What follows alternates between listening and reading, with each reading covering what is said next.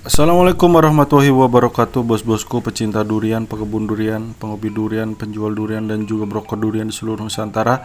Balik lagi di video kali ini, bosku. Saya mau sedikit share ya tentang pohon saya yang terkena penggerek batang ataupun kanker batang, bosku. Nah, pertama ini biasa ya, kita siapkan insektisida. Saya pakai merek Marsal. Ini fungsinya cukup bagus, termasuk untuk pengendalian kutu, terus ulat ya. Ini banyak beberapa jenis ulat yang bisa dibasmi dengan Marsal.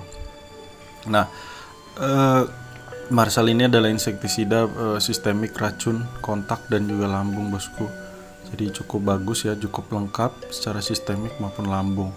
Nah, untuk fungsinya sendiri sistemik seperti apa, lambung seperti apa, nanti akan kita buatkan video terpisah ya, bosku ya, yang sepengetahuan saya. Oke, baik. Marsal ini cukup banyak di toko-toko pertanian ya. Kemudian untuk fungisida ataupun anti jamurnya saya pakai Antrakol. Nah, Antrakol ini cukup familiar ya, dipakai pekebun-pekebun durian juga untuk pencegahan maupun bisa untuk pengobatan. Harganya juga cukup terjangkau dan efektivitasnya juga cukup baik. Nah, selain insektisida dan fungisida, saya juga pakai perekat agar efisien ketika nanti kita aplikasikan di pohon durian kita. Nah, untuk takarannya saya biasanya tergantung lebar ataupun luas dari penyebaran dari penggerek batang tersebut. Nah, untuk kali ini setelah saya lihat cukup 5 tetes saja untuk insektisidanya, bosku. Nanti kalau kebanyakan juga sayang ya. Kemudian saya campur lagi dengan fungisida Antrakol. Ini juga kalau menurut saya sih cukupnya lah ya. Jangan terlalu dikit juga jangan terlalu banyak, disesuaikan pada area yang akan kita obati nanti. Nah, untuk biar nggak terlalu pekat, saya tambahkan juga dengan perekat ya, biar agak sedikit encer, bosku, sehingga nanti untuk pengaplikasiannya juga cukup mudah. Jadi nggak tahu ini kenapa pohon montong saya itu yang ada di komplek perumahan itu ya, itu sering banget terjangkit penggerek, bosku. Nggak tahu entah karena memang karakter montong atau dari lingkungan ataupun dari cuaca, bosku. Tapi yang saya amati itu sering terjadi ketika saya pengaplikasian pakai kohe ya, kotoran kambing, pupuk kotoran kambing hewan itu sering banget terkena. Terus yang kedua itu penyebabnya karena memang kurang rutin penyemprotan insektisida maupun fungisida, bosku. Nah, karena memang hampir 1 bulan sekali atau bahkan lebih baru saya semprot, bosku. Nah, itu mungkin yang menjadikan si penggerek batang itu sering gitu ya, sering untuk menyerang pohon durian montong hijau saya yang ada di perumahan. Nah, itu mungkin beberapa sebab ya yang saya amati itu, bosku. Jadi yang pertama mungkin karakter, yang kedua adalah efek dari kotoran kambing ya, kohe. Kemudian karena mungkin lingkungan ataupun cuaca, dan juga satu lagi kurang konsistennya atau kurang perawatan penyemprotan insektisida maupun fungisida. Nah, inilah penampakan dari pohon durian montong yang kurang lebih hampir 7 bulan saya rawat. Yang sebelumnya itu kondisinya cukup mengenaskan. Alhamdulillah ini sudah saya rawat ya, bosku. Terlihat meskipun di musim kemarau ini cukup bagus. Jadi meskipun terkena penggerek dan musim kemarau ini kondisinya cukup bagus ya, hijau, tidak ada masalah yang signifikan. Namun kalau dibiarkan juga nanti akan jadi masalah, bosku. Terlihat dari daun-daunnya juga masih hijau pekat dan seger ya. Jadi tidak ada yang kering maupun apa ya, bergelombang lah ya. Biasanya ujung-ujungnya bergelombang dan batangnya itu mengering di musim kemarau ini, bosku. Nah, ini Nah ini nih bosku pengerek nih, tanda-tandanya seperti ini bosku, ciri-cirinya. Jadi ada lubang, dimana lubang itu nanti akan mengeluarkan cairan. Nah cairan itu sebetulnya adalah cairan tanin ya, tanin. Tanin itu adalah cairan mungkin bisa dibilang bahan untuk proses pohon itu memasak makanan ya, nanti akan disalurkan ke seluruh daun, kemudian dimasak secara fotosintesis. Nah ini saya lihatkan beberapa kasus yang sudah saya obati dan sembuh tuh bosku ya, itu udah sembuh tuh, udah nutup bosku. Kemudian ada udah hampir 4 kali lah bosku ini saya terkena, saya obatin dan sembuh. Nah itu sudah tertutup ya si batangnya ya, yang saya kupas itu. Kemudian ini ada lagi tuh, ini udah mulai menutup. Di video sebelumnya nih kelihatan besar banget bosku ya, ini udah mulai menutup ya. Mohon maaf nih bentuknya kurang mengenakan. Terus kemudian ini baru juga, ini baru beberapa minggu yang lalu terkena juga. Kemudian ini diketek ya, diketek batang utama dan juga ranting. Ini juga baru 1 mingguan yang lalu saya obatin. Dan ini juga, ini udah hampir 1 bulan dan sudah mulai menutup ya, mulai menutup bosku. Nah jadi kambiumnya sudah mulai menutup pada area yang pernah saya bersihkan. Jadi lubang-lubang itu sudah mulai menutup bosku ya, kambiumnya sudah mulai menutup kembali tuh ya, banyak banget bosku, banyak. Nggak tahu ini apa ya, mungkin ada yang tahu gitu bosku penyebab utamanya ya, memang karakter ataupun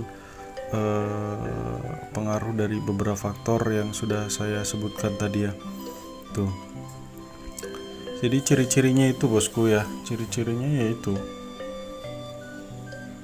ada satu titik ataupun retakan gitu ya, retakan. Nah itu dikelilingi oleh cairan seperti itu bosku. Nah ini saya kupas dulu yang pertama. Jadi kalau nggak dikupas itu juga nggak akan efektif bosku. Nggak apa-apa meskipun nanti akan kelihatan mengangah ya lukanya, tapi itu memang harus. Karena apa? Karena ketika sudah keluar air tuh bosku ya, jadi di dalamnya itu ada air, tapi itu bukan air hujan ataupun apa, karena memang musim kemarau. Jadi itu adalah salah satu bentuk cairan nutrisi lah ya. Jadi kalau dipegang itu lengket-lengket bosku, lengket kayak apa ya, kayak air liur gitulah, mohon maaf ya, lengket bosku. Itu saya rasa bukan air biasa, jadi air yang terkandung di dalam kambium itu karena mengalami stres ya, dan sudah menjalar menjadi sebuah jamur. Nah pasti rusak bosku, kulitnya pasti rusak, kambiumnya pasti rusak itu bosku.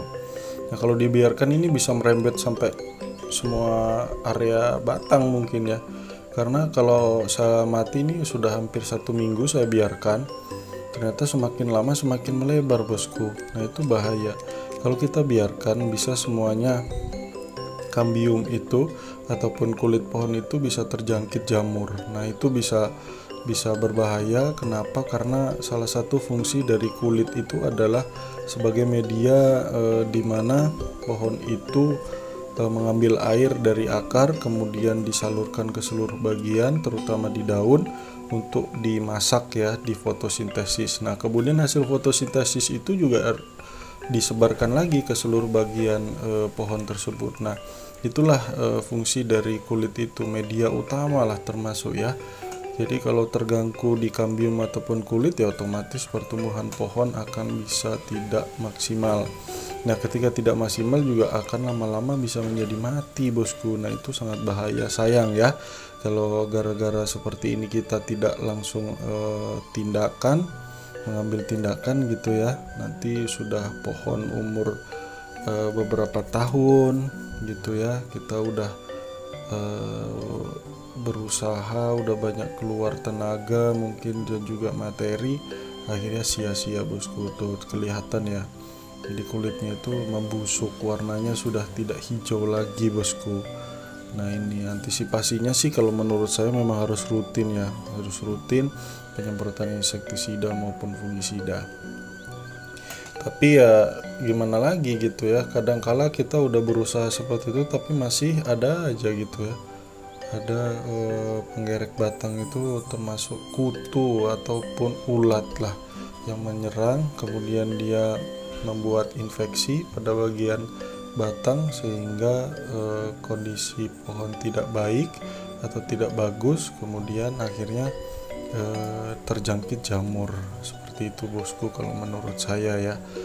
Nah ini kupas saja bosku. Kalau saya itu yang sebelum-sebelumnya itu saya kupas sampai habis, selebar mungkin, sampai benar-benar si kulit ataupun kambium itu terlihat hijau. Nah itulah batas dimana jamur itu menjangkit. Karena kalau tidak begitu, kalau menurut saya juga tidak akan efektif. Jadi penjalarannya itu juga tidak bisa kita hentikan bosku kalau cuman memberikan fungisida ataupun insektisida. Tuh ya kelihatannya, udah saya kopek-kopek aja gitu tuh sampai kelihatan hijau seperti itu bosku ya, kelihatan hijau seperti itu bosku. Alhamdulillah ya, tapi alhamdulillahnya itu meskipun beberapa kali saya sesetin seperti ini bosku, alhamdulillah pohon itu tidak signifikan. Maksudnya signifikan itu kok daun mengering terus menguning gitu ya. Alhamdulillah masih hijau gitu. Kuat banget sebetulnya ini pohon, karena memang perawatannya dulu juga tidak maksimal. Nah ini kemungkinan tuh bosku sampai ke masuk batang utama yang keras itu, jadi udah masuk ke dalam bosku, nggak cuman ada di bagian kulitnya saja ya. Nah ini harus benar-benar tuntas kalau menurut saya ya, kalau nggak akan percuma bosku nanti. Tuh bisa dilihat bosku tuh selebar apa coba. Karena harus tega sih kalau saya ya. Alhamdulillah sudah saya praktekkan, jadi saya tidak ragu lagi. Dan memang pohon ini juga salah satu pohon uji coba saya sebelum saya aplikasikan ke kebun. Itu entah itu pemupukan, penyiraman, dan juga perawatan insektisida, fungisida, dan juga pupuk daun. Itu semuanya saya praktekkan di sini terlebih dahulu, baru saya aplikasikan. Meskipun ada beberapa perbedaan yang ada, cuman tidak signifikan bosku ya. Ini adalah proses pembersihan dari batang yang memang dibikin lubang lah sama penggerek ataupun ulet ya. Nah ini bosku, dan anehnya itu ketika udah masuk ya udah keluar cairan. Kalau dibiarkan semakin lebar si area pembusukan dari kulit ataupun kambium bosku. Nah ini setelah saya bersihkan seperti ini bosku ya, jadi sampai benar-benar ketemu hijau.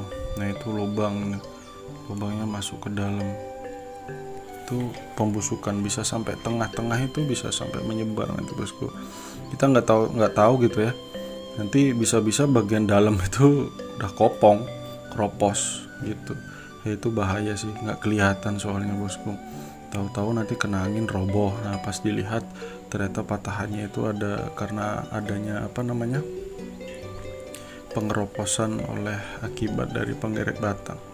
Itu area dimana saya bersihkan kulit maupun kambium yang sudah membusuk sampai ketemu lapisan yang berwarna hijau, kulitnya itu hijau. Nah itu saya patokannya itu. Nah ini kita coba aplikasikan tadi pengobatan yang sudah saya lihatkan tadi ya di awal video bosku.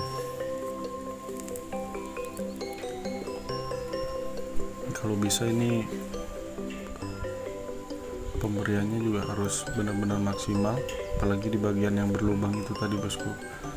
Jadi kita oles-oleskan saja, bisa pakai kuas maupun pakai cotton bud. Ini sampai benar-benar rata. Nah, nanti kalau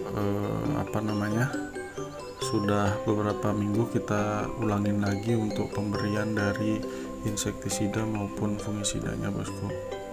Nah, biasanya ini kapas ini saya masukin ke area itu biar masuk meresap, sehingga kalaupun nanti masih ada ulat ataupun pengerek batangnya bisa mati bosku ya. Oles rata, dan kalau saya nggak pernah ragu karena pohon uji coba dan apa yang sudah saya lakukan itu ya, alhamdulillah kambiumnya bisa menutup kembali seperti di video awal tadi ya bosku ya. Itu ada beberapa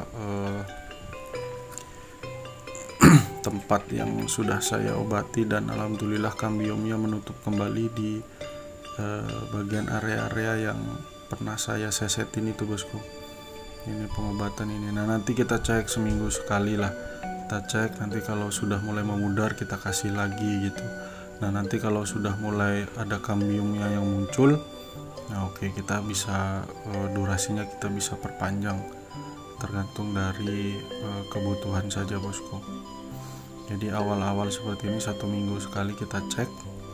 Biar apa? Biar terlihat nanti kalaupun masih ada bekas-bekas cairan seperti bagian bawah itu ya, bagian bawah itu.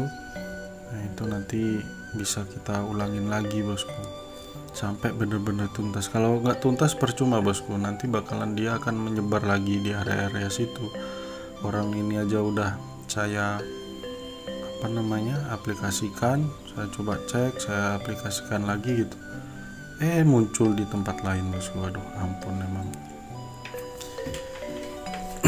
memang salah satu kendala lah ya, salah satu hambatan kita merawat pohon durian ya ini bosku, dan sudah banyak dibahas juga di YouTube senior kita bosku. Ini jenis montong ya, montong hijau bosku, mungkin karakternya kali ya.